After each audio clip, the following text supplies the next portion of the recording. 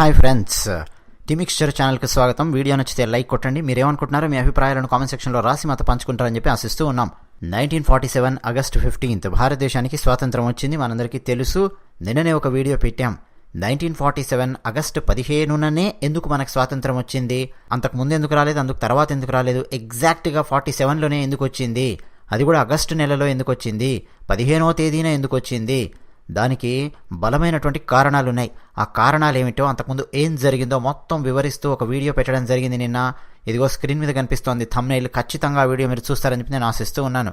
ఇక ఇందులో మనం దేశ విభజన గురించి కొంత మాట్లాడుకుందాం. ఒక్కసారి మనం బ్రిటిష్ వారి విధానాన్ని తలుచుకుంటే, చిన్న పిల్లవాడిని అడిగినా చెప్తారు, సోషల్ స్టడీస్ చదువుకున్న చిన్న పిల్లవాడిని అడిగినా చెప్తారు, బ్రిటిష్ వాళ్ళు పాలించినటువంటి విధానం ఏమిటి అంటే డివైడ్ అండ్ రూల్ అని చెప్పి చెప్తారు. విభజించు పాలించు, విభజించు పాలించు, ఎక్కడికక్కడ విభజిస్తూ వెళ్ళాలి, భావాలలో విభజిస్తూ వెళ్ళాలి, ప్రాంతాలుగా విభజించాలి. అసలు మనుషులను ఎన్ని రకాలుగా విభజించాలో అన్ని రకాలుగా విభజించి బలహీనులను చేసి పాలించాలి. ఈ సిద్ధాంతంతోనే ప్రపంచంలోని చాలా దేశాలను ఆక్రమించుకొని విభజించి పాలించారు బ్రిటిష్ వారు.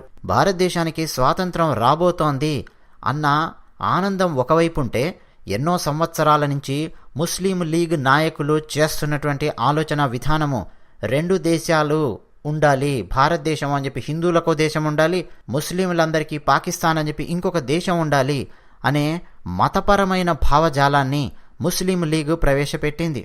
మహమ్మద్ అలీ జిన్నా ఆయన దీన్ని ఒక ఉద్యమంలాగా చేపట్టి ఈ భావజాలాన్ని ముస్లింల మెదళ్ల లోపలికి ఎక్కించడానికి విపరీతమైన ప్రయత్నాలు చేశాడు.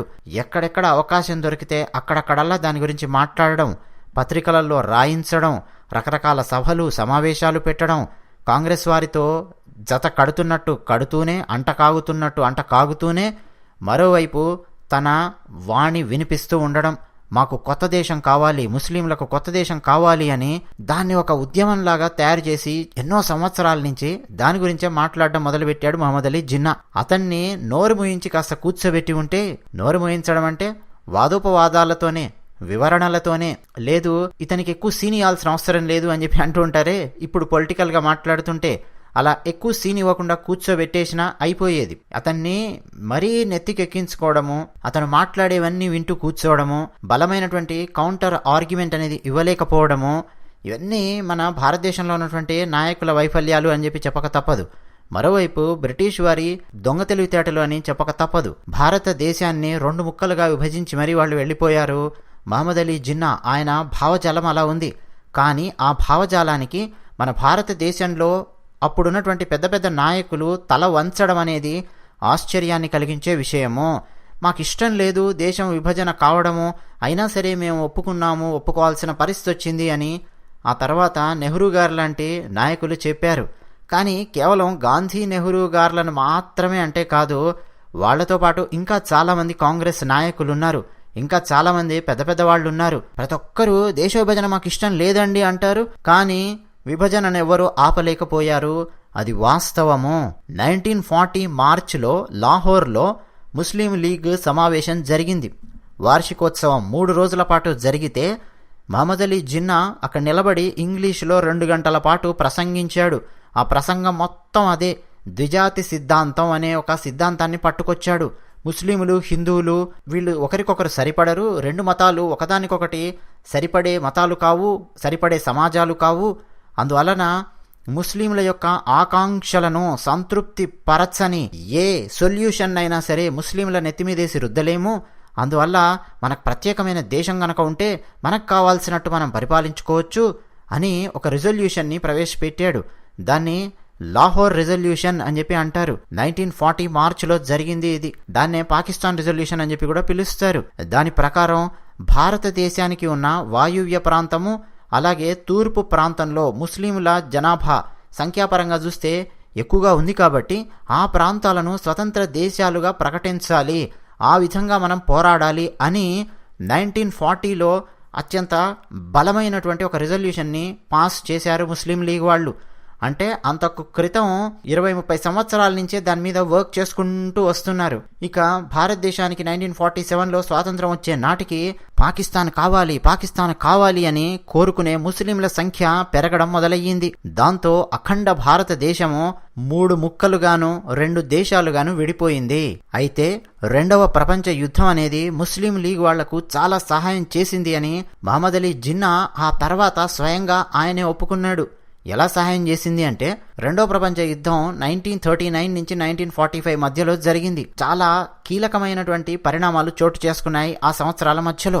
ఆ సమయంలో బ్రిటిష్ వారు కాంగ్రెస్ నాయకులను చాలా మందిని జైల్లో పెట్టారు. కనీసం బయట మహమ్మద్ అలీ జిన్నాకు ఒక కౌంటర్ ఇవ్వాలన్నా, కౌంటర్గా వ్యాసాలు రాయాలన్నా, చర్చించాలన్నా గానీ పెద్ద పెద్ద కాంగ్రెస్ నాయకులందరూ బయట లేనటువంటి పరిస్థితి. వాళ్లను జైళ్ల లోపలికి కుక్కేసింది బ్రిటిషు ప్రభుత్వం. ఎందుకంటే ఒక పక్క ప్రపంచ యుద్ధం జరుగుతోంది, రీసోర్సెస్ సరిపోవడం లేదు, ఆర్థికంగా బలహీనమైపోతున్నారు బ్రిటిష్ వారు. మరోపక్క కాంగ్రెస్ నాయకులను గనక అలాగే రోడ్డు మీద వదిలేస్తే వాళ్ళు హర్తాళ్లు, ఉద్యమాలు అవన్నీ చేస్తూ స్వాతంత్రోద్యమానికి సంబంధించిన నినాదాలు చేస్తూ అదొక సమస్య సృష్టిస్తారు అని చాలా మందిని జైళ్లలో పెట్టారు. 1942లో క్విట్ ఇండియా ఉద్యమం మొదలయ్యింది. సో 1942 ఆగస్టు నుంచి 1945 ఆగస్టు వరకు దాదాపు 3 సంవత్సరాల పాటు పెద్ద పెద్ద నాయకులందరూ జైళ్లలో మగ్గాల్సినటువంటి పరిస్థితి వచ్చింది. సరిగ్గా ఆ 3 సంవత్సరాల సమయాన్ని మహమ్మద్ అలీ జిన్నా సంపూర్ణంగా సద్వినియోగం చేసుకున్నాడు. ఎక్కువ మంది ముస్లింస్ను గ్యాదర్ చేశాడు. ముస్లిం లీగ్ మీద ఎలాంటి ఆంక్షలు బ్రిటిష్ వారు విధించలేదు. ముస్లిం లీగ్ స్వేచ్ఛగా తమ పనులు తాము చేసుకుంటూ వెళ్లారు. ముస్లిం లీగ్ యొక్క సభ్యత్వాన్ని ఆ 3 సంవత్సరాలలో విపరీతంగా పెంచేశాడు మహమ్మద్ అలీ జిన్నా. అంటే 1940లో లాహోర్లో పాకిస్తాన్ కావాలి అని చెప్పి రిజల్యూషన్ పాస్ చేసినప్పటి నుంచి మొదలు పెడితే 45 వచ్చే వరకు, అంటే వితిన్ 5 years విపరీతంగా సభ్యత్వాన్ని పెంచేశాడు. అతన్ని అడ్డుకునే వాళ్ళెవరూ లేకపోయారు. పైగా బ్రిటిష్ వారు పెంచి పోషించారు. దాంతో మాకు పాకిస్తాన్ కావాలి అనే వాళ్ళ సంఖ్య క్రమక్రమంగా పెరిగిపోయింది. యుద్ధం మాకు చాలా సహాయం చేసింది అని మహమ్మద్ అలీ జిన్నా అన్నాడు. అంటే ఇంకొకసారి ఊహించండి, బ్రిటిషర్స్ కూడా అబ్దుల్ కలాం ఆజాద్ గారిని కాదని, ఏకే ఫజలుల్ హక్ ఆయనను కాదని, సికందర్ హయత్ ఖాన్ ఆయనను కాదని, ఖుదాయి ఖిద్మత్ గార్ అని చెప్పి ఉన్నారు, ఆయనను కాదని, ఫ్రాంటియర్ గాంధీ అని చెప్పి పిలుస్తారు, ఖాన్ అబ్దుల్ గఫార్ ఖాన్ ఆయనను కాదు అని. అంటే వీళ్ళెవ్వరిని కూడా ముస్లిం నాయకులను పట్టించుకోకుండా వాళ్ళను జైళ్ల లోపలికి కుక్కడము, వాళ్ళ వాయిస్ బయటికి రాకుండా చేయడము, ఇవన్నీ చేసి మహమ్మద్ అలీ జిన్నాను మాత్రం ముందుకు బాగా ఎగదోశారు. ఆయననే భారతదేశానికి చెందిన ముస్లింల యొక్క ప్రతినిధిలాగా బ్రిటిష్ వారు చూశారు. దాంతో ఇక జిన్నా చాప కింద నీరులాగా రెచ్చిపోయాడు. తన పని తాను చేసుకుంటూ వెళ్ళిపోయాడు. 1947లో భారతదేశానికి స్వాతంత్రం ఇవ్వాలి అన్న చర్చలు లార్డ్ మౌంట్ బాటన్తో నడుస్తూ ఉన్నప్పుడు మహమ్మద్ అలీ జిన్నా యొక్క వాయిస్ చాలా స్ట్రాంగ్గా ఉంది. దాన్ని అడ్డుకునేవారే లేకపోయారు. దారుణం ఏంటంటే 1947 జూన్లో కాంగ్రెస్ తరఫున నెహ్రూ గారు, అబ్దుల్ కలాం ఆజాద్ గారు, ముస్లిం లీగ్ తరఫున జిన్నా, దళిత సమాజానికి ప్రాతినిధ్యం వహిస్తున్న బిఆర్ అంబేద్కర్ గారు, సిక్కులకు ప్రాతినిధ్యం వహిస్తున్న మాస్టర్ తారాసింగ్ గారు, ఇలాంటి నాయకులందరూ ఉన్నారు. వాళ్ళెవ్వరూ కూడా దేశ విభజనను అడ్డుకోలేకపోయారు. మతపరంగా దేశం విభజనకు గురవుతుంటే వీళ్ళందరూ కూడా అడ్డుకోలేక అంగీకరించినటువంటి పరిస్థితి వచ్చేసింది. ఇంకేం చేస్తారండి, దేశ విభజన జరిగింది, అతి దారుణంగా మారణ హోమం జరిగింది.